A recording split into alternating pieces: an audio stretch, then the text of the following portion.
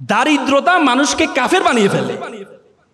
তো সুতরাং আমরা বলি, আমরা সবসময় এমফেসাইজ করি যে গরিব থাকো, গরিব থাকো, টাকা পয়সা এত লাভ কি, দুনিয়া দুনিয়া করা দরকার না, আখিরাত করো না। ইসলামের যত বড় বড় ইবাদত আছে, সবচেয়ে বেশি বড় ইবাদত গুলো কিন্তু ধনীর জন্য। রোজা, এই তোমার কোরবানি কার জন্য? গরিবের জন্য। হজ কার জন্য? গরিবের জন্য। যাকাত কার জন্য? গরিবের জন্য। কার জন্য? ধনীর জন্য। আল্লাহ তাআলা কোরআনে আকিমুস সালাত ওয়া আতুজ যাকাত, যাকাত আদায় করতে বলছে, যাকাত প্রদান করতে বলছে, যাকাত খাইতে বলে নাই।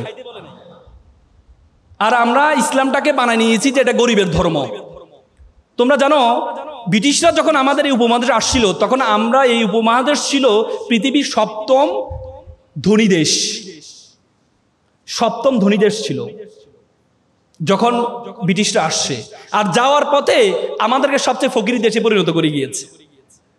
তারা কি করছে? তারা আমাদের শিক্ষা ব্যবস্থাটাকে এমনভাবে তৈরি করে দিয়েছে, আমাদের শিক্ষা ব্যবস্থায়, আমাদেরকে শিক্ষা ব্যবস্থা পড়ানো হয় যে ছিঁড়া কাঁথায় শুয়ে লাখ টাকার স্বপ্ন কেন দেখো। তারা আমাদেরকে এই যে অ্যাপ্লিকেশনে শিখায়, কি শিখায় জানো? যে কেরানি পদে চাকরির জন্য আবেদন। কখনো দেখছো সিইউ পদে আবেদনের, চাকরির জন্য আবেদন তোমাদেরকে শিখাইতে? এমডি পদে আবেদনের চাকরি শিখাইতে? আমাদেরকে যে কেরানি পদে আবেদন।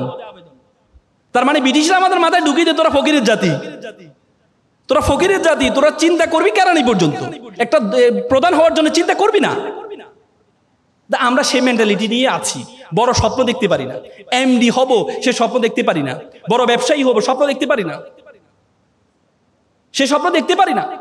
এই জন্য তুমি যদি, আমি বিশ্ববিদ্যালয়তে বের হওয়ার পর আমার চিন্তা ছিল আমি চাকরি করব, সরকারি চাকরি করব। এরপর বললো না, সরকারি চাকরি করলে তো আমি তো অসৎ হইতে পারবো না, অসৎ হইতে পারবো না। আল্লাহর রহমতে আমি একটা স্বাধীন পেশায় আছি, স্বাধীন পেশা আছে। আমি যখন ওকালতি দিতে ঢুকি, প্রথম দিনে আমি স্যালারি পেয়েছিলাম 100 টাকা। একটা শুনানি করেছিলাম, জামিন করেছিলাম, সিনিয়র আমাকে 100 টাকা দিয়েছেন। এবং আমার বন্ধু যারা আছে তারা বিভিন্ন বাংলাদেশ ব্যাংক, বড় বড় ব্যাংক প্যানেল লয়ার হিসেবে ঢুকেছে, তাদের বেতন ছিল 70 থেকে 80 হাজার টাকা।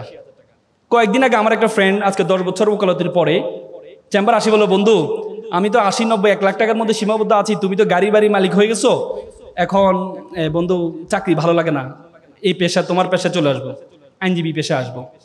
তাই বললাম বন্ধু তোমাকে তো আবার শুরু থেকে শুরু করতে হবে। বলছে না, শুরু থেকে শুরু করবো। সে আবার শুরু থেকে শুরু করেছে। তার মানে যদি আমি সেদিনের টাকার বড় স্বপ্ন দেখতাম না 70-80 হাজার টাকা আমার লাগবে, তাহলে আজকে এই অবস্থায় I have 12 juniors in my chamber, 12 জন জুনিয়র আছে আমার, সে সুযোগটা হতো না। এজন্য তোমাদেরকে চিন্তা করতে হবে যে তুমি কি চাও, তোমার মেন্টালিটি কি। সুকান্ত ভট্টাচার্য বলেছেন যে ক্ষুধার রাজ্যে পৃথিবী গদ্যময়, পূর্ণিমার চাঁদ যেন জলসানো রুটি। মানে ক্ষুধা লাগলে চাঁদকেও রুটি মনে হয়। সে অবস্থায় আমাকে বলা হলো বক্তৃতা দেওয়ার জন্য। বক্তৃতা মানে বক যোগ তিতা, মানে তিতা বকবকানি। This is really rigid, really difficult to listen bitter speech in empty stomach. খালি পেটে তিতা বকবকানো শোনা যায় না, শোনা যায়? হ্যাঁ, কিন্তু আমি বিশ্বাস করি তোমরা ঢাকা বিশ্ববিদ্যালয়ের ছাত্র, যে কোনো পরিবেশে, যে কোনো অবস্থায় খাপ খাওয়ার মতো যোগ্যতা তোমাদের আছে, ঠিক কিনা? হ্যাঁ, তো সে সাহস নিয়ে খালি পেটে তোমাদের সামনে কিছু তিতা বকবকাবো, শুনতে পারবা তো ইনশাল্লাহ? হ্যাঁ, শুনতে পারবা? আমি আসলে প্রথমে অভিবাদন জানাই স্বাধীন বাংলাদেশ ছাত্র সংসদকে, যারা এত চমৎকার একটা আয়োজন তোমাদের জন্য করেছে। চাইনিজরা একটা কথা বলে থাকেন, তুমি যদি 1 বছরের ফলাফল চাও তাহলে তুমি মাছ চাষ করো, তুমি যদি 10 বছরের ফলাফল চাও তাহলে তুমি গাছ রোপণ করো, আর তুমি যদি 100 বছরের ফলাফল চাও তাহলে মানুষ চাষ করো। সেই মানুষ চাষ করার জন্য স্বাধীন বাংলাদেশ ছাত্র সংসদ যে চমৎকার আয়োজন করেছে, আমরা একটা করতালির মাধ্যমে তাদেরকে অভিবাদন জানাই।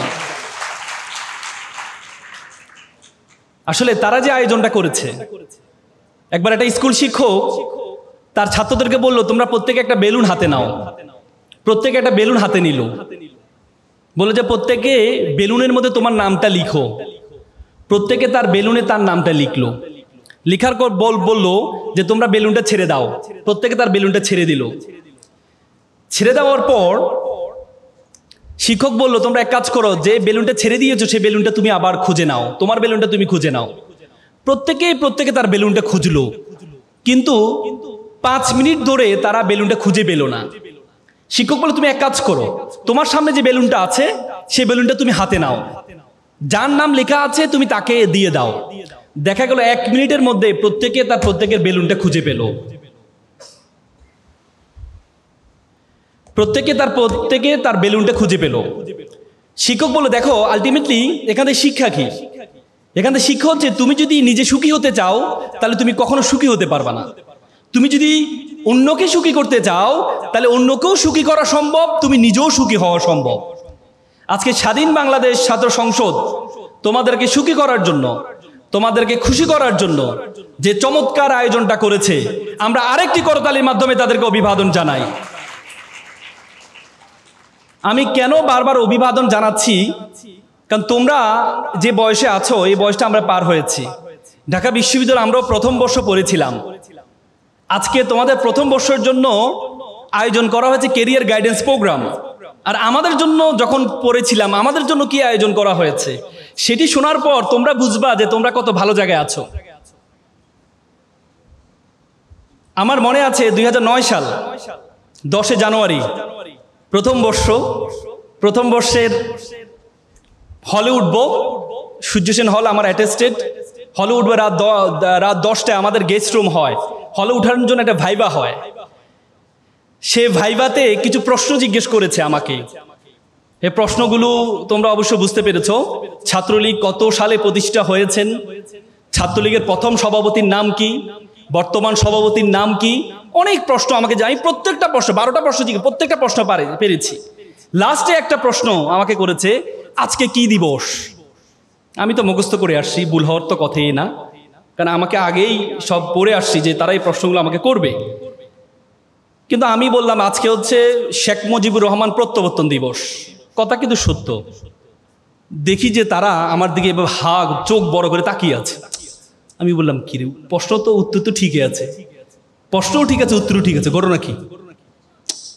একজনে বললো একটা ছুরি নে, ছুরি। আরেকজন বললো এই একটা দা নে, আজকে তার হাত পা সব কাটবো। নবীন বরণ করছে, দেখো আমাকে বরণ করে নিচ্ছে তারা। আমি তো ভয়ে, প্রথম বর্ষের ছাত্র, আসলাম গ্রাম থেকে, হাত পা কাটবে। তো আমি বললাম, তারপরে একটু সাহস করে বললাম যে ভাইয়া আমি কি ভুল করেছি? ভাইয়া ভুল করিস নাই, তুই বঙ্গবন্ধু কেন বলিস নাই? আমি তো রে বাবা মুখস্থ তো সব করছি। প্রত্যাবর্তন দিবস শেখ মুজিবুর রহমান প্রত্যাবর্তন, জাতির জনক বঙ্গবন্ধু শেখ মুজিবুর রহমান, ওটা তো পুরা পড়ি নেই। এর মধ্যে তারা তো আমাকে হাত পা কাটার জন্য অবস্থা রেডি। তারা বুঝে গেছে যে I am not belong to Chhatra League. তখন তো আমি তাদের অত্যাচারে, মানসিক অত্যাচারে আমি বেহুশ হয়ে পড়ে গিয়েছিলাম। পড়ার পর আমাকে পরবর্তীতে নিয়ে যায় রুমে, রুমে পানি টানি ঢালার পর হোঁশ আসার পরে আমি যে হলে উঠবো, হলের সভাপতি ছিল আমার বাড়ি কুমিল্লা, তার বাড়িও কুমিল্লা। আমি চিন্তা করছি তার কাছে উঠলে, মানে ছাত্রলীগের সভাপতি, তাহলে আমি একটু সেফ থাকবো। তো সে আমাকে দেখতে আসলো। তো আমি বললাম, ভাই আপনি আর এলাকা বাড়ি আমার একই এলাকার, আপনি কি করলেন এটা? যা বেটা, আমি তো তোকে চাইছিলাম, তোর সাহস কতটুকু, যে ছুরি গুলির সামনে তুই কতটুকু নিজেকে তৈরি করতে পারিস, তোকে নেতা বানাইতে পারবো কিনা, এই জন্য চাইছিলাম। তা আমি বললাম, ভাই আগে তো প্রশ্নটা ফাঁস করে দিতে পারতেন। তার মানে তখন আমাদেরকে প্র্যাকটিস করা হতো, নবীনদেরকে পড়াশোনা না, যে তোমার সাহস কতটুকু, তোমার হাত মা কাটতে পারো কিনা। আমাদেরকে তখন সোহরাওয়ার্দীতে রাতে পাঠানো হতো, সোহরাওয়ার্দী উদ্যানে আমাদেরকে পাঠিয়ে বলা হইতো যে যারা কাপল আছে তাদেরকে ধরবা, প্রথমে ধরে জিজ্ঞেস করবে ঢাকা বিশ্ববিদ্যালয় কিনা। যদি ঢাকা বিশ্ববিদ্যালয়ে মারা দরকার নেই, আর যদি অন্য বিশ্ববিদ্যালয় হয় তাহলে চড়াইবে শুধু ঠুস ঠাস। কেন? বলে যে এটা করলে, তো আমি এক বড় ভাইকে জিজ্ঞেস করলাম, বড় ভাই এটা কেন করা হয়? বলে যে এটা করলে তোমার সাহস বাড়বে। সাহস বাড়বে? কি শিখাচ্ছে আমাদেরকে? সাহস বাড়ানোর জন্য আমাদেরকে রাতে সোহরাওয়ার্দীতে পাঠানো হয়। তারপর এক বড় ভাই বলে, শোন তোদেরকে আমি এটা বলে রাখি, তোরা যখনই দেখবি যে আমি কোনো কারোর সাথে কথা বলতেছি, তখন আমি মাথায় যখন হাত দিব, তখন তোরা বুঝতে পারবি যে সামনে যে আছে সে হচ্ছে আমাদের শত্রু। তখন তোরা মাইর দেওয়া শুরু করবি। আর তখন আমি নিষেধ করবো, এই আমার বন্ধু মারিস না, মানে এরা হয়তো ছাত্র শিবির না ছাত্র দল, যে তোরা মারা শুরু করবি। তখন আমি নিষেধ করবো, এই আমার বন্ধু মারিস না, তোরা তারপরেও বেশি মারবি, যত বেশি নিষেধ করবো তত বেশি মারবি। তো এটা তো হয়ে গেছে, আমাদের শিক্ষা হয়ে গেছে। একদিন মনে আছে এখানে এখানে একটা টিএসসির মোড়ে কর্নারে একটা জুসের দোকান ছিল। ওই জুসের দোকানে আমরা এক বড় ভাইটা দাঁড়ায় একজনের সাথে কথা বলতেছে। আমরা ছিলাম রাজু ভাস্কর্যের এখানে, তখন উনি মাথায় হাত দিছে। তখন আমাদের মধ্যে একজন, এই ভাই তো ইশারা দিচ্ছে, চল। সবাই গিয়ে ওই ভাইটাকে দিল মারে। বড় ভাই বলছে, এই আমার বকরিফতি, আমার বকরিফতি। তারপরেও ফলাফাইন তো বলছে যে নিষেধ করছে, মারতে হবে। বলেছে আমার আপন, আল্লাহর কসম আমার আপন বকরিফতি। তারপরেও ফলাফাইন মেরে একবারে।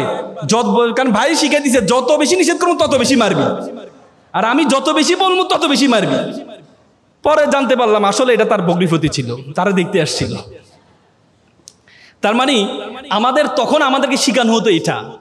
এই জন্য তোমরা অনেক বড় সৌভাগ্যবান, তোমরা অনেক বড় সৌভাগ্যবান যে ফার্স্ট ইয়ারে এসে তোমরা একটা ক্যারিয়ার গাইডেন্স প্রোগ্রাম পাচ্ছ। সেখানে শেখানো হচ্ছে না তোমার সাহস আছে কিনা, সেখানে তোমাকে ছুরি দিয়ে তলোয়ার দিয়ে তোমাকে সাহস শেখানো হয় না, সেখানে বড়দেরকে চর মেরে কাপলদেরকে চর মেরে শেখানো হয় না তোমার সাহস আছে কিনা, সেটা শেখানো হয় না। এই জন্য তোমরা অনেক বড় সৌভাগ্যবান। এই জন্য নামটা স্বাধীন বাংলাদেশ ছাত্র সংসদ, নামের মধ্যে কাজেরও মিল আছে যে স্বাধীন ছাত্র। তোমরা অনেক বেশি ঢাকা বিশ্ববিদ্যালয়ের স্বাধীন ছাত্র। ছোটবেলা একটা কবিতা বলেছিলাম, নামের বড়াই করো না তো নাম দিয়ে কি হয়, নামের মাঝে পাবে না তো সকলের পরিচয়। আজকে এখানে বলতে ইচ্ছে করছে যে নামের বড়াই করো তোমরা, নাম দিয়ে সব হয়, নামের মাঝে পাবে স্বাধীন বাংলাদেশ ছাত্র সংসদের পরিচয়।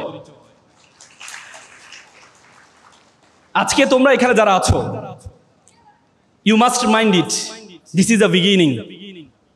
You must mind it, this is the beginning. This is the very very beginning of your journey. তোমাদের জীবন মাত্র শুরু হয়েছে। You have to compete not only in Dhaka University. You have to compete all over the country. You have to compete all over the world. You have to truly think you are global citizen. পৃথিবীর একটা বিশ্বগ্রামে পরিণত হয়েছে। এই বিশ্বগ্রামের মধ্যে তুমি যদি মনে করো ঢাকা বিশ্ববিদ্যালয়ের বিরুদ্ধে কম্পিটিশন করবে, তাহলে তুমি ভুল করবা। You have to think beyond Bangladeshi border. তোমাকে বাংলাদেশের বর্ডারের বাইরে চিন্তা করতে হবে, বাংলাদেশের বর্ডারের বাইরে চিন্তা করতে হবে। ঢাকা বিশ্ববিদ্যালয়ের শিক্ষার্থীদের একটা কমন সমস্যা দেখো, আজকে আমরা যে এখানে কথা বলছি, তোমরা যে ওখানে বসে আছো, তার মানে কি এটা মিনিং করে যে আমরা তোমাদের থেকে মেধাবী? না, ইট ডাজন্ট মিন যে we are the so much meritorious student than you. No. তারপরও কেন আমরা এখানে দাঁড়িয়েছি, তোমরা ওখানে বসে আছো? তার কারণ হচ্ছে যে আমরা তোমাদের বড়। একটা দার্শনিককে জিজ্ঞেস করে বড়দের কথা কেন শুনবা? দার্শনিক বলছে বড়দের কথা তুমি এই জন্য শুনবা কারণ বড়রা তোমার বয়সটা পার হয়ে গিয়েছে, তারা জানে তারা কি ভুল করেছে, তারা জানে তারা কি ভালো কাজ করেছে। এই জন্য বড়দের, তোমরা যদি এখন ইন্টারের কাউকে পরামর্শ দিতে চাও, খুব চমৎকার পরামর্শ দিতে পারবা, কিন্তু যখন ইন্টারে থাকতা তখন কিন্তু তোমাদের মাথায় সেটা ঢুকে নাই, ঠিক না? তার মানে এজন্য সে সাহস থেকে তোমাদেরকে কয়েকটি কথা বলবো। ঢাকা বিশ্ববিদ্যালয়ের বেশিরভাগ শিক্ষার্থী তার মনের সাবজেক্টে পড়ে না। কেউ যদি ইকোনমিক্সে পড়ে বা লতে পড়ে, তারা জিজ্ঞেস করে যে ভাইয়া তুমি কি লতে পড়তে চাইছিলা? না রে ভাইয়া, আমি তো মেডিকেলে পড়ার ইচ্ছে ছিল, মেডিকেলে হয় নাই, তারপরে ঢাকা বিশ্ববিদ্যালয় ইকোনমিক্স এবং লতে পড়ছি। আবার তুমি যদি একটা হিস্ট্রি স্টুডেন্ট বা অ্যারাবিকে তাকে জিজ্ঞেস করে ভাইয়া তুমি কি হিস্ট্রিতে পড়তে চাইছিলা, রাষ্ট্রবিজ্ঞানে পড়তে চাইছিলা? না রে ভাইয়া, আমার তো ইচ্ছে ছিল ইকোনমিক্সে পড়বো, তারপরে সাবজেক্ট পাইলাম কি করব, এই জন্য পড়ছি। তার মানে আমাদের বিশ্ববিদ্যালয়ের শিক্ষার্থীদের মন মানসিকতায় আমরা কখনো যে সাবজেক্টটা পড়ছি সেটা প্যাশনেট হয়ে পড়তে পারছি না। হার্ভার্ড ইউনিভার্সিটি একটা গবেষণা হয়েছে, 1500 জন নিয়ে তারা গবেষণা করেছে। 1500 জনকে তারা জিজ্ঞেস করেছে, আচ্ছা তুমি কি টাকার জন্য চাকরি করো, পড়ো, নাকি ভালো লাগে এই জন্য করো? 1500 জনের মধ্যে 1300 জন বলেছে টাকার জন্য করি, আর 200 জন বলেছে আমি ভালো লাগে তাই চাকরি করি। 20 বছর পর গবেষণা ফলাফল দেখতে পেয়েছে, যারা বলেছে প্যাশনেট হয়ে তাই চাকরিটা করে, টাকার জন্য না, তারা এক একজন এক একটা কোম্পানির প্রধান হয়েছে। আর যারা বলেছে যে আমি টাকার জন্য পড়ি, তারা ওই যে অবস্থায় আছে 1-2টা প্রমোশন হয়েছে, তার উপরে যেতে পারেনি। তার মানে তোমাকে যে কাজটা প্যাশনেট তুমি করবা, 3 ক্যাটাগরি স্টুডেন্ট আমাদের আছে। 3 ক্যাটাগরি স্টুডেন্ট, একটা হচ্ছে পিজনাল মেন্টালিটি, আর একটা হচ্ছে ট্যুরিস্ট মেন্টালিটি। আর একটা হচ্ছে প্যাশনেট মেন্টালিটি। 3 ধরনের মেন্টালিটির লোক আছে আমাদের শিক্ষার্থীদের মধ্যে।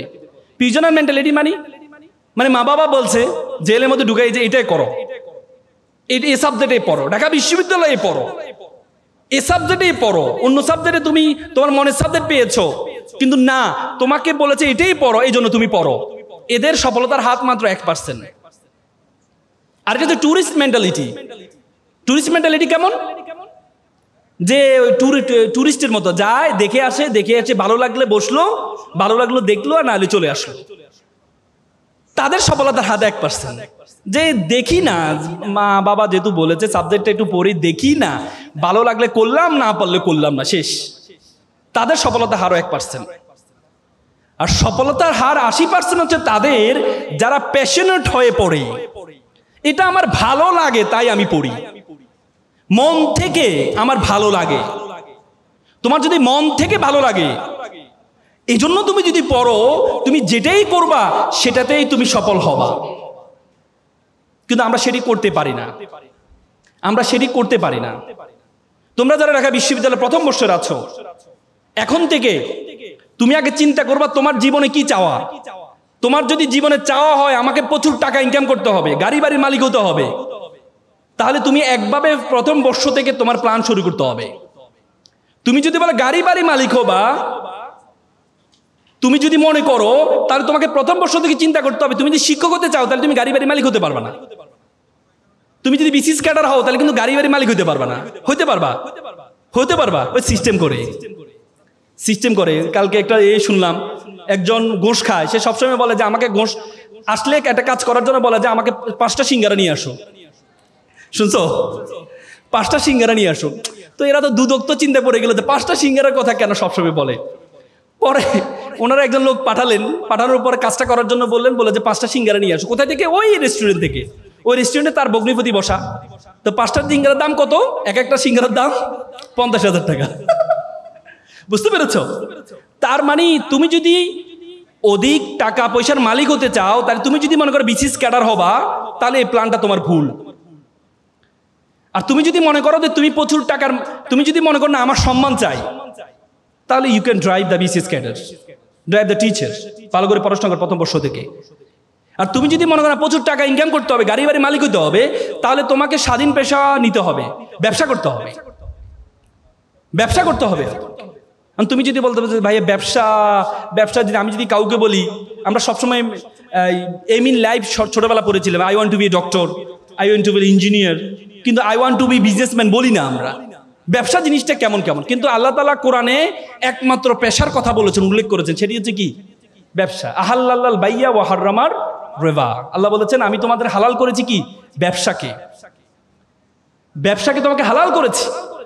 এবং ইসলামের 10 জন আশারে মুবাশশারা, 10 জন যারা জান্নাতের সুসংবাদ পেয়েছে, তাদের মধ্যে 9 জনে ছিল ব্যবসায়ী। এবং prophet was also the businessman. জানো তো? হ্যাঁ, তার মানে ব্যবসাটা এটাকে এমফেসাইজ করেছেন। আলিবাবার প্রতিষ্ঠাতা জ্যাকমাকে বলেছিল, জ্যাকমা বলেছে তুমি যদি বিড়ালকে যদি বলা হয় তুমি কি $100 একটা নোট নিবে নাকি একটা কলা নিবে, বিড়াল $100টা গ্রহণ না করে কলাটি গ্রহণ করে নেয়। কারণ বিড়াল জানে না $100 দিয়ে শত শত কলা কেনা সম্ভব। তেমনি যুব সমাজকে যদি বলে তুমি কি চাকরি করবা নাকি ব্যবসা করবা, যুব সমাজ চাকরিটি গ্রহণ করে। যুব সমাজ জানে না ব্যবসা দিয়ে শত শত জনকে চাকরি দেওয়া সম্ভব। সুতরাং তোমাকে সে ব্যবসায়ী চিন্তা করতে হবে। এবং তোমরা জানো যে ইসলামের যে প্রচার হয়েছে, ব্যবসায়ীরা এসেই কিন্তু প্রচার করেছে। তোমরা সিন্দাবাদ দেখেছো না? সিন্দাবাদ কেন আমরা দেখেছি? সিন্দাবাদে দেখবে ব্যবসায়ীরা আরব থেকে আসছে, সেখানে ব্যবসা শুরু করেছে, বিয়ে শাদী করেছে। মানুষ দেখেছে যে অন্য ব্যবসায়ী আর এই ব্যবসায়ীর মধ্যে পার্থক্য আছে। এই ব্যবসায়ী কথায় সালাম দেয়, সুন্দর কথা বলে, হ্যাঁ, স্বচ্ছতা আছে। তখন মানুষ একজন করে কি ইসলামের দিকে ঝুঁকে যায়। তার মানে ব্যবসা। এবং আল্লাহ রাসূল একটা হাদিস আছে, কাজাল ফাকরু ইয়াকুন আল কুফরান, দারিদ্রতা মানুষকে কাফের বানিয়ে ফেলে। সুতরাং আমরা বলি, আমরা সবসময় এমফেসাইজ করি যে গরিব থাকো, টাকা পয়সা এত লাভ কি, দুনিয়া করা দরকার না, আখিরাত করো না। ইসলামের যত বড় বড় ইবাদত আছে, সবচেয়ে বেশি বড় ইবাদত গুলো কিন্তু ধনীর জন্য। রোজা, এই তোমার কুরবানি কার জন্য? গরিবের জন্য। হজ কার জন্য? গরিবের জন্য। যাকাত কার জন্য? গরিবের জন্য। কার জন্য? ধনীর জন্য। আল্লাহ তাআলা কোরআনে আকিমুস সালাত ওয়া আতুজ যাকাত, যাকাত আদায় করতে বলছে, যাকাত প্রদান করতে বলছে, যাকাত খাইতে বলে নাই। আর আমরা ইসলামটাকে বানায় নিয়েছি যে এটা গরিবের ধর্ম। তোমরা জানো ব্রিটিশরা যখন আমাদের এই উপমহাদেশে আসছিল তখন আমরা এই উপমহাদেশ ছিল পৃথিবীর সপ্তম ধনী দেশ, সপ্তম ধনী দেশ ছিল যখন ব্রিটিশরা আসছে। আর যাওয়ার পথে আমাদেরকে সবচেয়ে ফকিরি দেশে পরিণত করে গিয়েছে। তারা কি করছে? তারা আমাদের শিক্ষা ব্যবস্থাটাকে এমনভাবে তৈরি করে দিয়েছে, আমাদের শিক্ষা ব্যবস্থায় আমাদেরকে শিক্ষা ব্যবস্থা পড়ানো হয় যে ছিঁড়া কাঁথায় শুয়ে লাখ টাকার স্বপ্ন কেন দেখো। তারা আমাদেরকে এই যে অ্যাপ্লিকেশনে শিখায়, কি শিখায় জানো? যে কেরানি পদে চাকরির জন্য আবেদন। কখনো দেখছো সিইউ পদে আবেদনের চাকরির জন্য আবেদন তোমাদেরকে শিখাইতে? এমডি পদে আবেদনের চাকরি শিখাইতে? আমাদেরকে যে কেরানি পদে আবেদন। তার মানে ব্রিটিশরা আমাদের মাথায় ঢুকিয়ে দেয় তোরা ফকিরের জাতি, তোরা ফকিরের জাতি, তোরা চিন্তা করবি কেরানি পর্যন্ত, একটা প্রধান হওয়ার জন্য চিন্তা করবি না। আমরা সেই মেন্টালিটি নিয়ে আছি। বড় স্বপ্ন দেখতে পারি না, এমডি হব সে স্বপ্ন দেখতে পারি না, বড় ব্যবসায়ী হব স্বপ্ন দেখতে পারি না, সে স্বপ্ন দেখতে পারি না। এই জন্য তুমি যদি আমি বিশ্ববিদ্যালয়তে বের হওয়ার পর আমার চিন্তা ছিল আমি চাকরি করব, সরকারি চাকরি করব। এরপর বললো না, সরকারি চাকরি করলে তো আমি তো অসৎ হইতে পারবো না, অসৎ হইতে পারবো না। আল্লাহর রহমতে আমি একটা স্বাধীন পেশায় আছি, স্বাধীন পেশা আছে। আমি যখন ওকালতি দিতে ঢুকি প্রথম দিনে আমি স্যালারি পেয়েছিলাম 100 টাকা। একটা শুনানি করেছিলাম, জামিন করেছিলাম, সিনিয়র আমাকে 100 টাকা দিয়েছেন। এবং আমার বন্ধু যারা আছে তারা বিভিন্ন বাংলাদেশ ব্যাংক, বড় বড় ব্যাংক প্যানেল লয়ার হিসেবে ঢুকেছে, তাদের বেতন ছিল 70 থেকে 80 হাজার টাকা। কয়েকদিন আগে আমার একটা ফ্রেন্ড আজকে 10 বছর ওকালতির পরে চেম্বার আসি বলল, বন্ধু আমি তো 80, 90, 1 লাখ টাকার মধ্যে সীমাবদ্ধ আছি, তুমি তো গাড়ি বাড়ি মালিক হয়ে গেছো, এখন বন্ধু চাকরি ভালো লাগে না, এই পেশা তোমার পেশায় চলে আসবো, আইনজীবী পেশা আসবো। তাই বললাম বন্ধু তোমাকে তো আবার শুরু থেকে শুরু করতে হবে। বলছে না, শুরু থেকে শুরু করব। সে আবার শুরু থেকে শুরু করেছে। তার মানে যদি আমি সেদিনের টাকার বড় স্বপ্ন দেখতাম না 70-80 হাজার টাকা আমার লাগবে, তাহলে আজকে এই অবস্থায় I have 12 juniors in my chamber, 12 জন জুনিয়র আছে আমার, সে সুযোগটা হতো না। এজন্য তোমাদেরকে চিন্তা করতে হবে যে তুমি কি চাও, তোমার মেন্টালিটি কি।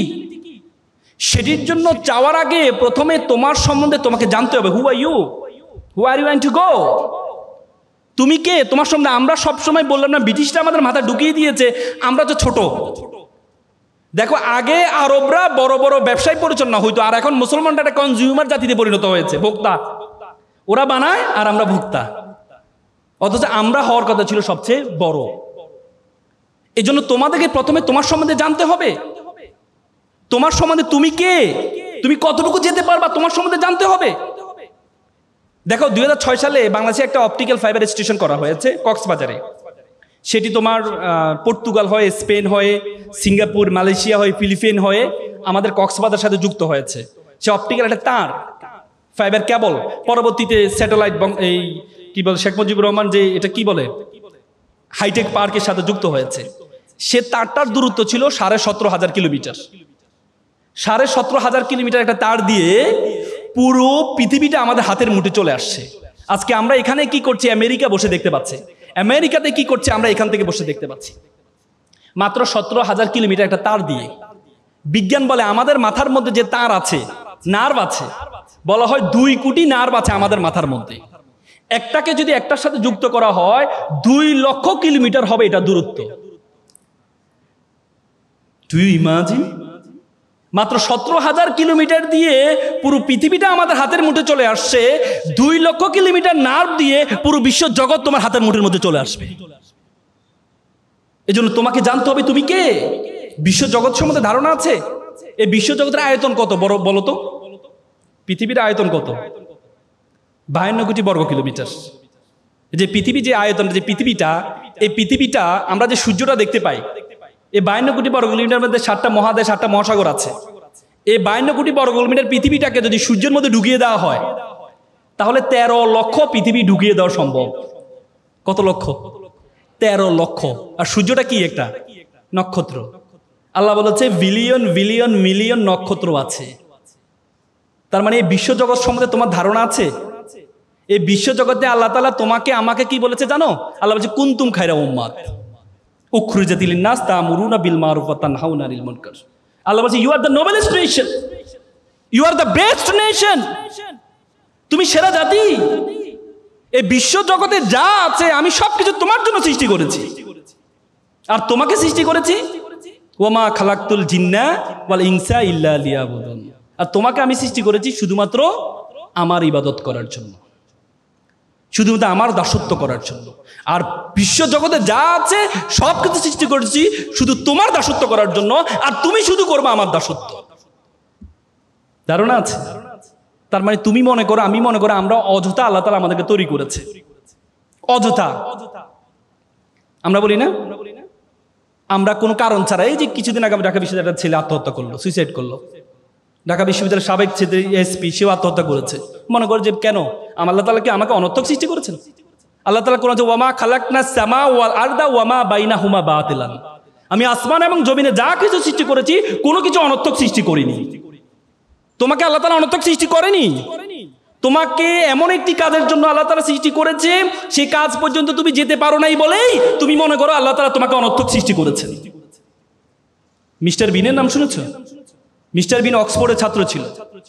মিস্টার বিন যখন অক্সফোর্ডে পড়ে তখন তার খুব স্বপ্ন সে নাটিকা করবে, করবে কি বলে, এই নাট্যশালায় সে থিয়েটারে সে ভর্তি হয়। থিয়েটারে ভর্তি হওয়ার পর থিয়েটার তাকে একটা ডায়লগ দেয়, সে ডায়লগটা বলতে পারে না। তো তারা বলে তুমি যদি ডায়লগ না বলতে পারো তাহলে তুমি কি নাটক করবা? তাকে বের করে দেয়।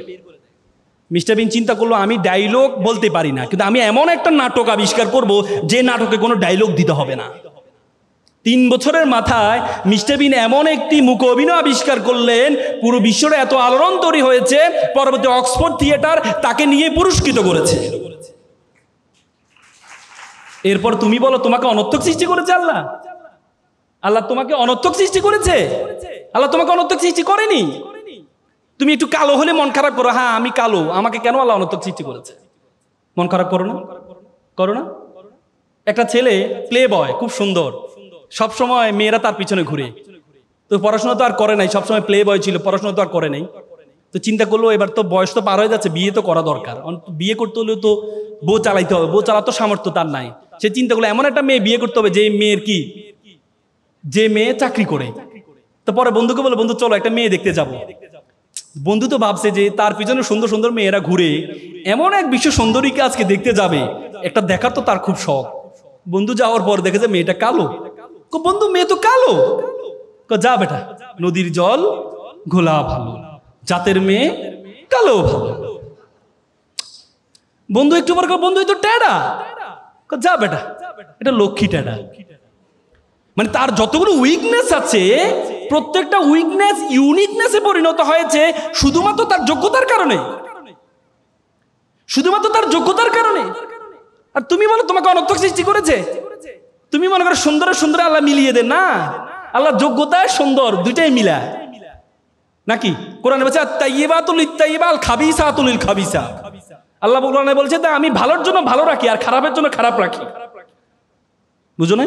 শুধু সুন্দর দেখলে তোমরা মনে করো সুন্দর মানে অনেক কিছু না। সক্রেটিস একটা চমৎকার কথা, beauty can not escape of calamity. সৌন্দর্য কখনো কলঙ্ক থেকে মুক্ত থাকতে পারে না। তো সুতরাং সবসময় সুন্দরের পিছনে ঘুরিও না। একটু আগে আমি একটা শুনানি করে আসলাম, সকালে একটা জেরা করলাম। একটা মেয়ে, একটা বুয়েটের একটা ছাত্র, সে একটা মেয়েকে বিয়ে করলো, সুন্দরী মেয়েকে, খুব চমৎকার সুন্দরী মেয়ে। বিয়ের দিন রাতে সে দেখায় 7টা ছেলের সাথে তার সম্পর্ক, ছবি দেখায় ছেলেটাকে, বলে যে তোমার বিয়ে করছে আবার কি কাবির নামা হচ্ছে লাকি 7 দিয়ে, মানে 7,77,760 টাকা। রাতে বিয়ের দিন রাতে বলতেছে ডিভোর্স দাও আর আমার টাকাটা আমাকে, মোহনার টাকাটা আমাকে দিয়ে দাও, মোহনার টাকাটা আমাকে দিয়ে দাও। ছেলে তো বুয়েট থেকে পড়া ছেলে, সুন্দর ছেলে, ডিপিটিসিতে জব করে, বেচারা ইঞ্জিনিয়ার, বেচারা তো পরে যখন দিচ্ছে না তখন বিরোধী করে দিল এক মামলা। তো পরে ফার্ম গেটের ছেলেটা একটা কম্পিউটার দোকান থেকে প্রিন্ট করছে, যে তাকে তো ছবিগুলো দেখেছে, 7-8 জনের সাথে সম্পর্ক আছে, প্রিন্ট করছে। তো কম্পিউটার দোকানে উনি বলতেছে ভাই কি ঘটনা, বলছে এই অবস্থা। আমার একটা ভালো লয়ার দরকার। তখন কম্পিউটার দোকান নাকি আমার কথা রেফার করলো, ক্রিমিনাল লয়ার হলে উনি এটা ভালো জানে, ওনার কাছে আপনি যান। তো সেই ইঞ্জিনিয়ার সাহেব 3-4 দিন ধরে আমাকে নিয়ে ওয়েবসাইট দেখেছে, গবেষণা করে তারপর আমার চেম্বারে আসে। পরবর্তীতে এই মামলা তাকে আমি জামিন করিয়েছি। তারপর আজকে মেয়েটার জেরা করলাম, মেয়েটার জেরা করবো, মেয়ের নাকে দিয়ে মুখে দিয়ে শুধু পানি বেরোচ্ছে, বাতাস বেরোচ্ছে। তাকে যখন বিষয়গুলো সবগুলো সামনে নিয়ে আসা হলো, তার মানে শুধু সুন্দর দেখলেই তোমরা লাভ ঝাপ করা দরকার নেই। আল্লাহ তাআলা কালো তৈরি করেছে কারণে, আমার মতো কালো তৈরি করেছে কারণে, আবার তোমাদের মতো সুন্দর তৈরি করেছে কারণ দিয়ে। তোমাকে অনর্থক সৃষ্টি করেনি আল্লাহ তাআলা, তোমাকে অনর্থক সৃষ্টি করে। আমরা সবসময় সুখের সংজ্ঞাই খুঁজে পাই না, সুখের সংজ্ঞাই খুঁজে পাই না। একটা কাক মন খারাপ, আমি কালো মানুষ, আমি কালো পাখি, আমাকে কেউ সম্মান দেয় না। সবচেয়ে সুখী পাখি মনে হয় টিয়া পাখি। তো কাকে একদিন টিয়া পাখির কাছে গেছে তার সুখের সংজ্ঞা শোনার জন্য। টিয়া পাখি, আহা তোমাকে মানুষ, আমার মনটা খারাপ, কারণ আমাকে কেউ পাত্তা দেয় না। আমি পৃথিবীর সবচেয়ে ভালো কাজ করি, ময়লা আবর্জনা দূর করি, কিন্তু আমাকে কেউ পাত্তা দেয় না। কিন্তু তোমাকে মানুষ সবসময় আসলে, আমি বারান্দা আসলে মানুষ আমাকে দূর দূর করে দাঁড়িয়ে দেয়, আর তোমাকে আসলে মানুষ কাছে নিতে চায়, সেলফি তুলতে চায়। তুমি অনেক সুখী। সে বলে, কে বলেছে আমি সুখী? হ্যাঁ তুমি সুখী। কে বলেছে আমি সুখী? আমি কিভাবে সুখী হই? আমাকে মানুষ, আমি বারান্দায় কোথাও যাবো স্বাধীনভাবে চলতে পারি না, মানুষ আমাদেরকে ধরে ফেলে, ধরে খাঁচার মধ্যে বন্দি করে ফেলে। সবচেয়ে সুখী হচ্ছে রাজহাঁস। কি রাজহাঁস সুখী? কেন? রাজহাঁস দেখো কখনো বের হচ্ছে, কখনো আবার ঘরে যাচ্ছে, কত ভালো। কাক বলে তার রাজহাঁসের কাছে যায়, রাজহাঁস সাহেব শুনলাম আপনার নাকি খুবই সুখী। রাজহাঁস বলতেছে, হ্যাঁ আপনি সুখী তো, আপনি যেমন আপনি দেখেন সকালে আপনাকে মালিকে ঘর থেকে বের করে দেয়, আপনি সারাদিন ধরে ঘুরেন, পুকুরে নামেন, ময়লা পুকুরে নামেন, নেমে পুকুর থেকে সারাদিন ঘুরে খেয়ে দিয়ে আবার পুকুরের উপরে উঠে একটা ঝাড়া দিয়ে আপনার সকল ময়লা ফেলে দেন। এরপর আপনার মালিক বিকেলে অপেক্ষা করে আপনি কখন ঘরে আসবেন, ঘরে ঢুকার সময় খাবার দেয়, আপনি ঘরে ঢুকেন, রাতে ঘুমান, আবার সকালে বের হন। আপনার মতো সুখী তো কেউ নেই। সে বলছে আমি সুখী, আমি সুখী। কে বলেছে আমি সুখী? কে বলেছে আমি সুখী? সুখী তো সবচেয়ে বেশি সুখী ময়ূর। দেখো কত সুন্দর ময়ূর, তার সাথে মানুষ ছবি তোলে, তার সাথে সেলফি তোলে, কত সুন্দর দেখতে। কাক বলল যে ময়ূর সুখী। কাক গেল ময়ূর কাছে, ময়ূরকে দেখতে গেলেও চিড়িয়াখানা ঢুকতে হচ্ছে। সে বলে, ওরে বাবা রে, মানুষ টাকা দিয়ে তাকে টিকিট কেটে তাকে ঢুকতেছে, তার মানে তো সুখী সে। ময়ূরের কাছে গেলে, ময়ূর সাহেব আপনারা তো অনেক সুখী। আমি সুখী? হ্যাঁ আপনি সুখী। সে দেখেন সবাই আপনার টাকা দিয়ে টিকিট কেটে এসে আপনার সাথে ছবি তুলে, আপনি তো সুখী। সে বলছে আমি সুখী, আমি সুখী। আমার তো কাছে মনে হয় তো তুমি সবচেয়ে বেশি সুখী। আমি সুখী? হ্যাঁ কাক, তুমি মানুষের জন্য কাজ করো, তুমি সমাজের ময়লাগুলো আবর্জনাগুলো পরিষ্কার করো, তুমি হচ্ছে সবচেয়ে স্বেচ্ছাসেবী পাখি, তুমি হচ্ছে সবচেয়ে সুখী। তোমার কোনো ঝামেলা নেই, তোমাকে তুমি স্বাধীনভাবে ঘুরে বেড়াও, মানুষের জন্য কাজ করে যাও, তোমার মধ্যে সবচেয়ে বেশি সুখী হচ্ছে তুমি। কাক তখন ভাবলো, আরে আসলে কথা তো আমি না সুখী, আমি না সুখী, আমি মানুষের জন্য কাজ করে যাই, মানুষের কাজ করে যাই, কিন্তু মানুষ কখনো আমার খাঁচার মধ্যে বন্দি করে না, খাঁচার মধ্যে বন্দি করে না, আমি অপরের জন্য কাজ করে যাই, অপরের সুখের জন্য কাজ করে যাই। তখন কাক সেদিন বুঝতে পারলো সে সবচেয়ে বড় সুখী। আজকে যারা তোমরা সুইসাইড অ্যাটেম্প নাও, যারা সুইসাইড অ্যাটেম্প নাও যে তুমি সুখী না, তুমি সুখী না, তোমরা সবসময় চিন্তা করো। জাপানে একটা বই আছে, তোমরা বইটা অবশ্য পড়েছো, ইংল্যান্ডের একজন নাগরিক, তিনি জাপানের লারা হার্ভে, তিনি জাপানে চাকরি সুবাদে ছিলেন, তিনি একটা বই লিখেছেন, বইটা হচ্ছে কাইজান। সে কাইজান বইয়ে তিনি কিছু গুণের কথা বলছেন, জাপানিরা কেন সুখী। সেখানে একটি গুণের কথা বলছেন ইকিগাই। ইকিগাই মানে pursue what you can do the best, করো যেটি তুমি সবচেয়ে ভালো জানো, করো যেটি তুমি সবচেয়ে ভালো জানো। আর দ্বিতীয় আরেকটি বলছে পোমোডোরো। পোমোডোরো মানে compare, don't compare to other, অন্যের সাথে কখনো নিজেকে কম্পেয়ার করো না। আমরা অন্যের সাথে কম্পেয়ার করি। আল্লাহ রাসূলের জন্য বলেছে তুমি নিচের দিকে তাকাও, তাহলে তুমি কোনো হতাশ হবা না, যদি উপরের দিকে তাকাও তাহলে তুমি সবসময় হতাশ হবা। একটা বিল্ডিং এর 11 তলা একটা শিশু বারান্দা দিয়ে তাকিয়ে আছে, আর নিচে একটা রাস্তার শিশু সে খেলছে, কাদা দিয়ে খেলছে। উপরে নিচে শিশুটা চিন্তা করছে, ইস আমি যদি তার মতো নতুন পোশাক পরে 11 তলায় থাকতে পারতাম। আর উপরে শিশুটা বলছে, ইস আমি যদি তার মতো এভাবে স্বাধীনভাবে নিচে খেলতে পারতাম। তার মানে আমরা অন্য দিকে তাকাই, তুমি কখনো অন্য দিকে তাকাবা না, তাহলে তুমি কোনো সুখী হতে পারবা না। তুমি অন্যের সাথে কোনো তুলনা করবা না। আজকে আমেরিকার প্রধান কে? ট্রাম্প। ট্রাম্প কত বছর বয়সে প্রেসিডেন্ট হয়েছে বলো তো? 79 বছর বয়সে। আর বারাক ওবামা কত বছর বয়সে প্রেসিডেন্ট হয়েছে? বারাক ওবামা 50 বছর বয়সে 2 বার প্রেসিডেন্ট থেকে অবসর গ্রহণ করেছে। ট্রাম্প যদি চিন্তা করতো বারাক ওবামা পিচ্ছি একটা ছেলে প্রেসিডেন্ট হয়ে গেছে, আর আমি জীবনে কি করলাম, আমার এই জীবনটা রেখে কি লাভ, আমি কি করলাম? না, প্রত্যেকটা ফুল ফুটার আলাদা একটা সময় আছে। প্রত্যেকটা ফুল ফুটার আলাদা একটা সময় আছে। তোমাকে সে পর্যন্ত অপেক্ষা করতে হবে। যদি সেই পর্যন্ত তুমি অপেক্ষা করতে পারো, তাহলে তুমি দেখবা আল্লাহ তাআলা তোমাকে অনর্থক সৃষ্টি করেননি। এজন্য এখানে যারা শিক্ষার্থী আছে, নবীন শিক্ষার্থী যারা আছে, সফলতার জন্য জীবনের সবচেয়ে বড় তোমাদের পিছু টান আছে, তোমাদের পায়ে একটা শিকল লাগানো আছে। একবার একটা বাবা একটা ছেলে চিড়িয়াখানা গেল। চিড়িয়াখানা যাওয়ার পরে দেখলো একটা হাতি, বড় হাতি, তার পায়ে একটা শিকল লাগানো আছে। ছোট ছোট হাতি তার পায়ে শিকল লাগানো আছে। ছোট ছোট হাতিগুলো শিকলটা ছেড়ার চেষ্টা করছে, আর বড় হাতিটা স্তব্ধ হয়ে দাঁড়িয়ে আছে। শিশু চিন্তা করলো, বড় হাতিটা যদি টান দেয় তাহলে শিকলটা ছেড়ার কথা, কিন্তু বড় হাতিটা দাঁড়িয়ে আছে কেন? তখন বাবাকে জিজ্ঞেস করলো। বাবা বললো, তাহলে এক কাজ করি, কেয়ারটেকারকে একটু জিজ্ঞেস করি। পরে কেয়ারটেকারকে জিজ্ঞেস করা হয়, আচ্ছা বলুন তো, এই যে ছোট ছোট হাতিটা শিকলটা ছেড়ার চেষ্টা করছে, কিন্তু বড় হাতিটা স্তব্ধ হয়ে দাঁড়িয়ে আছে, বড়টা টান দিলে তো ছিঁড়ে যায়।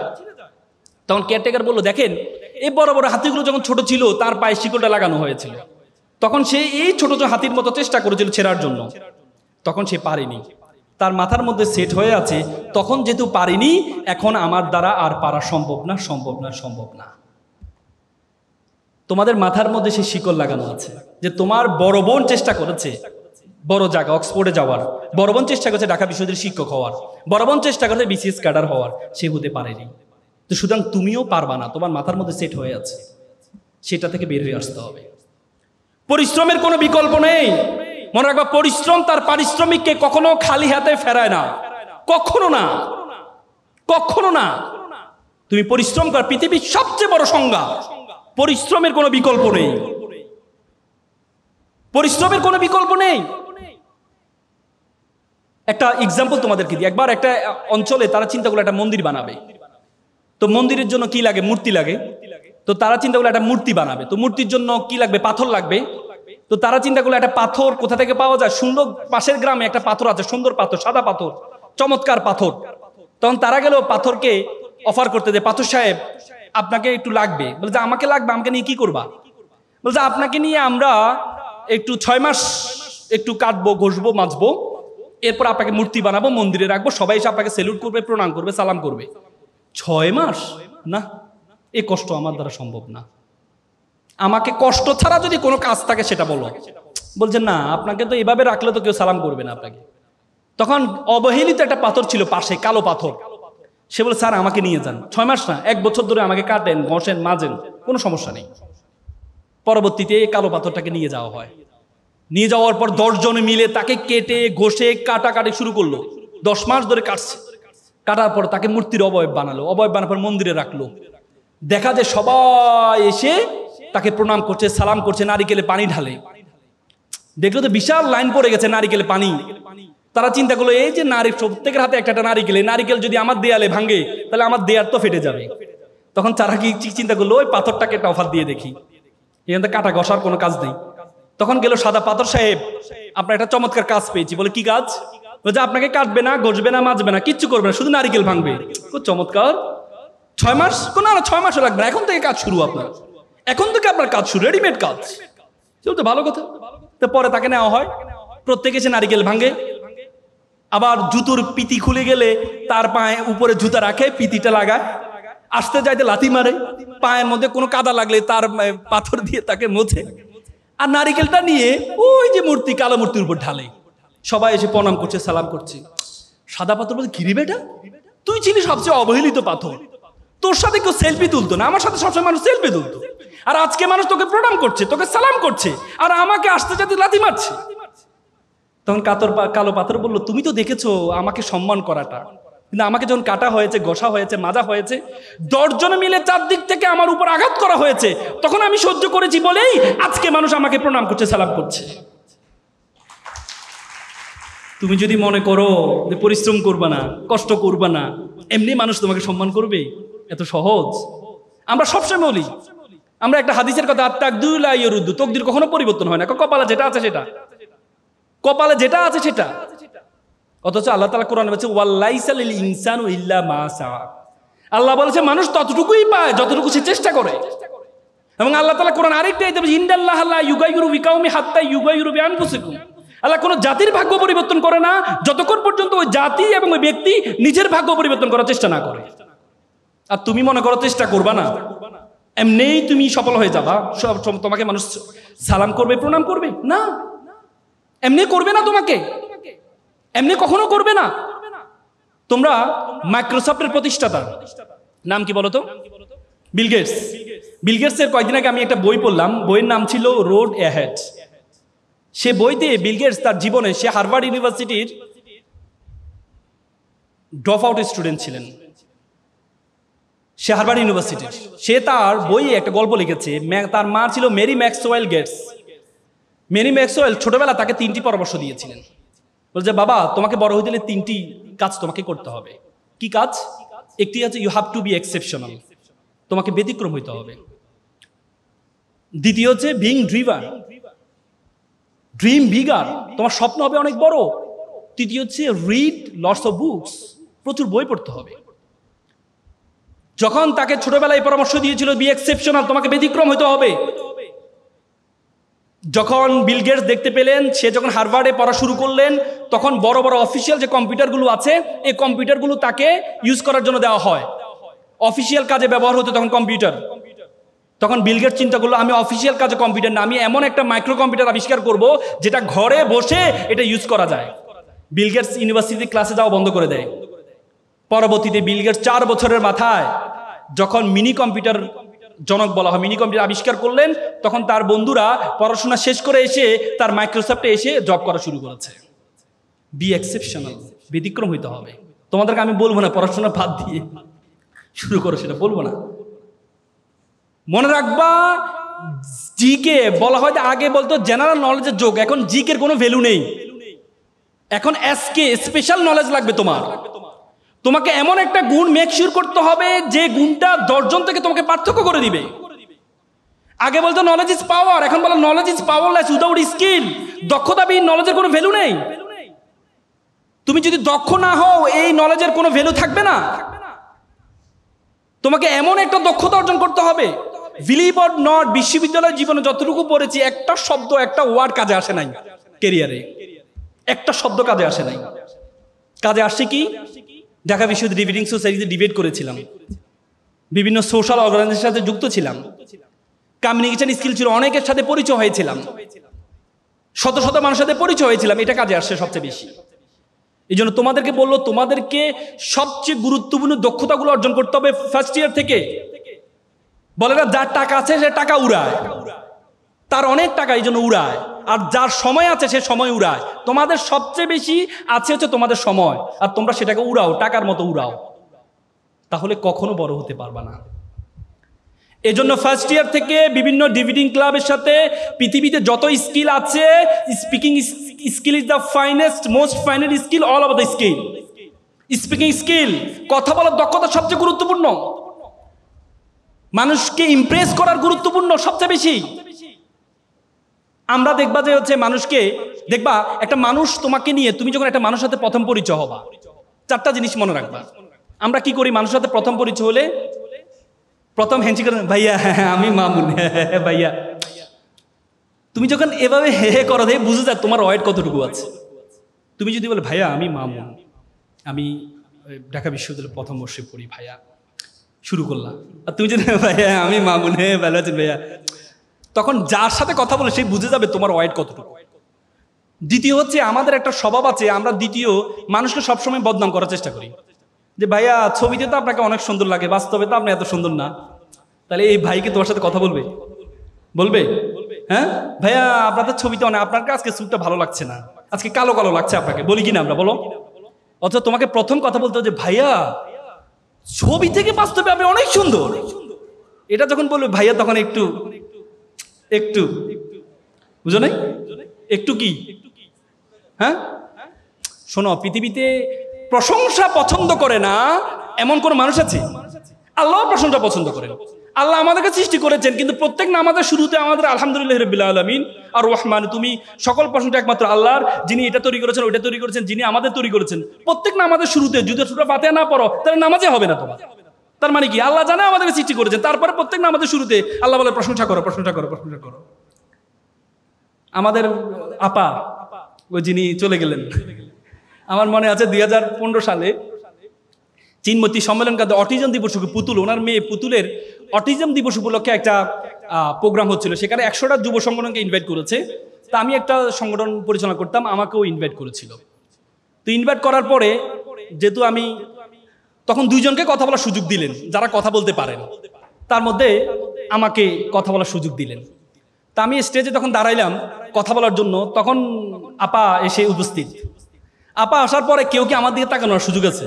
সবাই আপা আপা, মানে স্লোগান উপর স্লোগান, স্লোগান উপর স্লোগান। আমি আর কি করবো, আপারে কিভাবে? তখন আমি বললাম যে মাননীয় প্রধানমন্ত্রী, কারণ একটা হাওয়া তো মারতে হবে, না আমার কথা তো সে শুনবে না। ছোটবেলা আমি একটা কবিতা পড়েছিলাম, চাঁদ নয়, সূর্য নয়, নয় তুমি পাহাড়ি ঝর্ণা, যদি বলি ফুল তাহলে হবে ভুল, তুমি তোমার তুলনা। আজকে এখানে এসে বলতে ইচ্ছে করছে, চাঁদ নয়, সূর্য নয়, নয় আপনি পাহাড়ি ঝর্ণা, যদি বলি ফুল তাহলে হবে ভুল। আপা আপনি আপনার তুলনা, আপনি আপনার তুলনা। আপা তো পাইছে, আপা এবার আমার দিকে তাকাইয়া এভাবে রয়েছে। আমি বললাম, আপা আমি আরেকটি কবিতা পড়েছিলাম, তুমি যে জিনিস জানতে কেন এত ভালো লাগে তোমাকে, আমি বহুবার উত্তর খুঁজেছি, তার উত্তর এখনো পর্যন্ত খুঁজে পাই না, কেন বেশি এত ভালো লাগে আপনাকে? আপা তো পুরো 4 মিনিট আমি কথা বললাম, 4 মিনিট এমনি রয়েছে। তো এমনি রসার পর, শেষ করার পর আমাকে ডাকলো। আমি বললাম, আপা আমি আপনার ইউনিভার্সিটি। তুমি ঢাকা ইউনিভার্সিটি? জি জি আপা, হ্যাঁ গুড। আমি যদি পলিটিক্স করতাম, ওই ছবিটা, উনি যে আমার মাথা হাত ধরে ছবিটা দিয়ে আপার সবচেয়ে আস্থাভাজন এই সেই বলে কি অবস্থা হইতো বলেন তো? ওই সময় অবস্থা হইতো, আর এখন কি অবস্থা হইতো? ঘটনা হ্যাজ বিন ঘটে। তখন কি হইতো আর এখন কি হইতো? যাক, কপাল বাঁচাইছে আল্লাহ। এবং ওই ছবিটা আমার এখনো সংরক্ষণ আছে, আমি কখনো পাবলিশ করিনি, পাবলিশ করলে বিপদ হইতো। আপনাদেরকে যেটি বললাম সেটি হচ্ছে, প্রথম যখন আপনি তখন বললেন যে ভাইয়া আপনি তো বাস্তবিক তো অনেক সুন্দর, এই ছবি থেকে আপনি বাস্তবে অনেক সুন্দর, তারপর ভাইয়া তোমার প্রতি একটা আগ্রহ তৈরি হবে। তুমি যদি আবার তৃতীয়তে আসি, যদি তখন কি করবা? তখন বলছে ভাইয়া তার সম্বন্ধে তোমার একটু ধারণা নিতে হবে। যেমন একটু আগে স্পিচ দিল তালহা ভাই, উনি যে নরওয়ে থেকে আসছে। তুমি যদি ভাইয়া আমেরিকা কিন্তু খুব সুন্দর দেশ, আমি কিন্তু আমেরিকা যাবো ভাইয়া, তো উনি বলবে কি তুই যা আমেরিকা, আমার কি? সে যদি বলতো নরওয়ে যাবো, তখন না বলতো যে না, বলতো আমেরিকা যাবে, তো যা আমেরিকা। না, এখন সে পছন্দ করে, আপনি তাকে সোশ্যাল মিডিয়া দেখেছে সে আর্টিকেল লেখে, তখন আপনি যদি বলেন ভাইয়া আপনার আর্টিকেলটা না ওই দিন লিখেছেন না, খুব সুন্দর হয়েছে, চমৎকার হয়েছে ভাইয়া, ভাই আমি কিন্তু সবসময় আপনার আর্টিকেল পড়ি, তখন ভাইয়া বলেন না ছেলেটা তো আমার একবারে খুব ফ্যান, তখন সে আপনার প্রতি আগ্রহ তৈরি হবে। আর চতুর্থ যে জিনিসটা, পিজিডিং করা স্বভাব আছে আমাদের মধ্যে, এ কথা বলতেছি উকুন এটা বের করে নিয়েছিলেন আপনি, নাকে মুখে হাত দিই না আমরা, হ্যাঁ, এই পিজিডিংটা এটা করা যাবে না, তোতলানো যাবে না। যখন মানুষের সাথে আপনি করবেন তখন চমৎকার করে সুন্দর করে তাকে আপনি কি করতে হবে, ইমপ্রেস করতে হবে, দেখবেন তখন সে আপনার ফ্যান হয়ে যাবে। এটা খুব গুরুত্বপূর্ণ। আপনি কোথাও যাবেন, ভাইবা দিতে যাবেন, যেখানে যাবেন, আপনার প্রথম কথা শুনে বুঝতে পারবে যে আপনার ওয়েট কতটুকু আছে। দ্বিতীয় হচ্ছে স্পিকিং স্কিলের মধ্যে সবচেয়ে বেশি গুরুত্বপূর্ণ, সেটি হচ্ছে আঞ্চলিকতা দূর করতে হবে। আঞ্চলিকতা দূর করতে হবে। আমরা এখানে বিভিন্ন এলাকা থেকে আমরা আসি, কেউ নোয়াখালী থেকে, কেউ সিলেট থেকে, চট্টগ্রাম থেকে, বাসার মৃত্যু হয়েছে, অনেক জায়গায় আহত হয়েছে সিলেটে গিয়ে, বলি না, হ্যাঁ, ব্রাউনবাড়িয়া থেকে আসছেন, ওনারা তো আবার লাঠি ছোড়া তারা কিছু বুঝেন না, ঠিক আছে, হাত থাকতে মুখ কিরে, ওনারা বলে যে হাত থাকতে।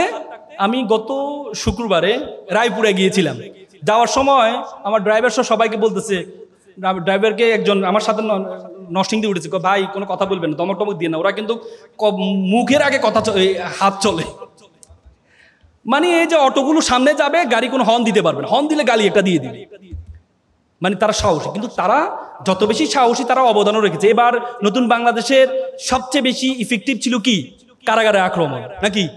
হ্যাঁ, মাস্টারদা সূর্য সেনকে যদি ব্রিটিশের অস্ত্রাগার লুটের জন্য আজীবন মানুষ স্মরণ করে, নরসিংদীর মানুষকে কি বলে আজীবন মানুষ স্মরণ করবে কিসের জন্য? এই কারাগার আক্রমণের জন্য। না এটা নরসিংদীর, রায়পুর হচ্ছে নরসিংদীর, আপনার হচ্ছে ব্রাহ্মণবাড়িয়া পাশাপাশি তো। এই জন্য আপনাদেরকে বলি, কথা আঞ্চলিকতা দূর করতে হবে। আমার মনে আছে আমরা একবার সাবেক অর্থমন্ত্রী সাইফুর রহমানকে একটা ইনভাইট করতে গিয়েছিলাম একটা প্রোগ্রামের জন্য। তো সাইফুর রহমান সাহেবের কাছে যাওয়ার পর আমরা একটু সুটেড বুটেড হয়ে গিয়েছি একটা প্রোগ্রামের জন্য। বললাম যে স্যার আমরা আসছি। তো উনি বললো তোমরা এক কাজ করো, তোমরা সোয়েটার পরে আসো। আমরা ভাবলাম স্যার মনে হয় স্যুট টুট পছন্দ করেন না। তো পরে আমরা নীলক্ষেত গেলাম, নীলক্ষেত দিয়ে সোয়েটার কিনলাম, সোয়েটার কিনে সোয়েটার পরে গেলাম। এই তোমাদেরকে বললাম না সোয়েটার পরে আসছে, তোমরা এখন কেন আসলে? পরে বুঝতে পারলাম 6টার পরে যেতে বলছে। আমার মনে আছে রাজশাহীতে একটা প্রোগ্রাম করছিলাম, চাঁপাইনবাবগঞ্জে একটা স্কুলে কর্মশালা করছিলাম, প্রায় 2 ঘন্টা ধরে আমি স্পিচ দিচ্ছিলাম। পিছন থেকে একজন মেয়ে উঠে বলল, স্যার আমার একটা কথা আছে। আমি বললাম ভাইয়া তুমি আমাকে স্যার ডাকলা কেন? ভাইয়া আপনি মাইন্ড করেছেন আমাদের এলাকায় না ভাইয়াকে সম্মান করে স্যার ডাকে, ভাইয়াকে সম্মান করে স্যার ডাকে। পরে নামাজ একটা ছেলে আমাকে, ভাইয়া আমাকে একটা SMS করেন তো। একটু পরে নামাজ পড়তে আস্তাগফিরুল্লাহ সুবহানাকা আল্লাহুম্মা। পরে বুঝতে পারলাম মানে have you any problem the local language to create the problem all kinds of languages. যদি আপনার লোকাল ল্যাঙ্গুয়েজ জি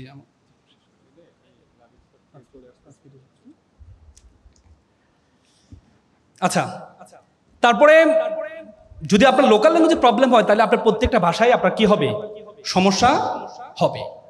তারপরে আমার মনে আছে আমি 2013 সালে গিয়েছিলাম আপনার মাদ্রাজ ইউনিভার্সিটি, ভারতের দক্ষিণ প্রদেশ মাদ্রাজ ইউনিভার্সিটি একটা ডিবেট কম্পিটিশন অংশগ্রহণ করার জন্য। সেখানে আমরা প্রায় 12 দিন ছিলাম। তো ওরা মশলা বেশি খায়, আমার খুব বাঙালি খাবার খেতে ইচ্ছে করলো। তো আমি বললাম brother have you available any Bengali food?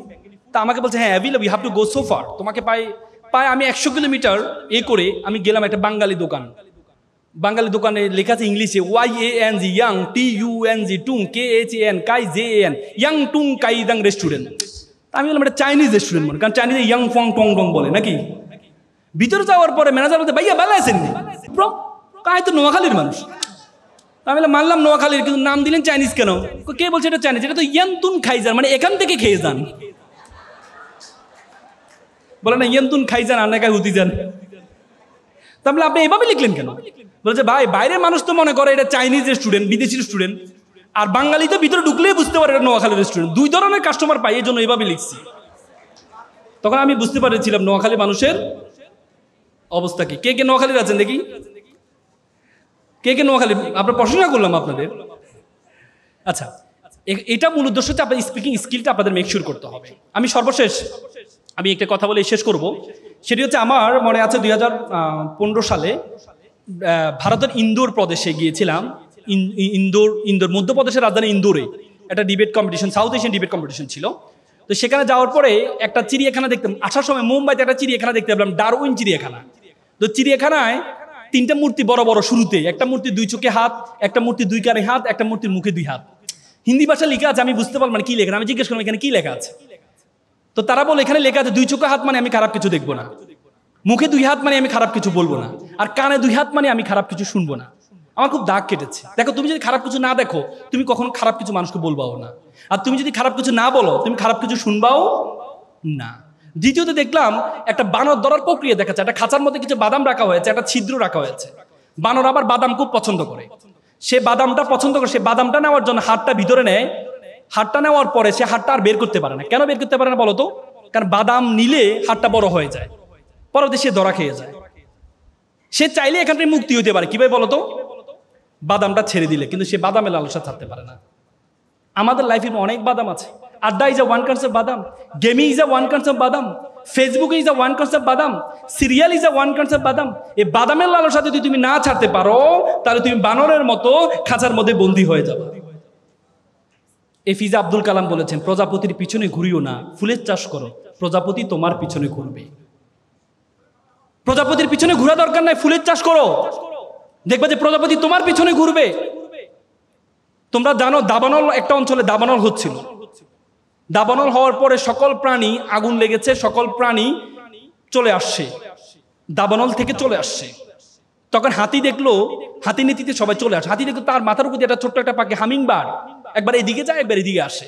সে তাকে ধরলো, এই তুই কই যাস? সে ওস্তাদ ক্ষমা করবেন, আমি নদীতে যাচ্ছি, নদীতে নিয়ে একটু পানি নিয়ে এই দাবানলে নিক্ষেপ করছি। বলছে তোর পানি দিয়ে কি হবে? বলছে ওস্তাদ আমি জানি কিছুই হবে না, কিন্তু এই মাতৃভূমিতে আমি জন্মগ্রহণ করেছি, এই মাতৃভূমিতে আমার মা বাবা জন্মগ্রহণ করেছে, এই মাতৃভূমিতে আমি খেলেছি, আমার মা বাবা খেলেছে, এই মাতৃভূমি জ্বলে যাচ্ছে, আমি কি সেটা সহ্য করতে পারি? আমি আমার যতটুকু সামর্থ্য আছে ততটুকু মাতৃভূমিকে রক্ষা করার জন্য চেষ্টা করছি। তখন হাতির ইগুতে লাগলো, কত তো সত্য, আমরা প্রত্যেকে যদি পানি নিক্ষেপ করি তাহলে তো এই দাবানল থাকার কথা না। পৃথিবীতে এত সুন্দর দেশ তুমি কোথাও পাবা না। I have visited 26 states all over the world. আমি পৃথিবীর 26টা দেশে গিয়েছি। যখনই গিয়েছি, একদিন থেকে যে 2 দিন থেকে যে আমার দেশের জন্য অন্যরকম ভালোবাসা তৈরি হয়।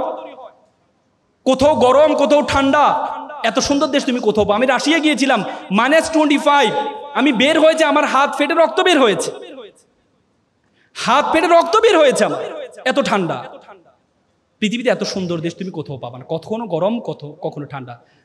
জন of Kennedy, you don't ask what country can do for you, you can ask you can do for your country. তুমি জিজ্ঞেস করো তোমার দেশ তোমাকে কি দিয়েছে, বরং তুমি জিজ্ঞেস করো তুমি তোমার দেশের জন্য কি করেছো। সুতরাং প্রত্যেকে নিজের দেশের প্রতি মমত্ববোধ, ভালোবাসা যদি আমরা রাখতে পারি, ইনশাল্লাহ আমরা কখনো ছোট হব না। শিক্ষার্থীরা যারা আছে সবাই একটু দাঁড়াও, আমি একটা ওত বলে আমার কথা শেষ করবো। শিক্ষার্থীরা সবাই একটু দাঁড়াও, আমি সব জায়গায় ওটা বলার চেষ্টা করি, সবাই একটু দাঁড়াও।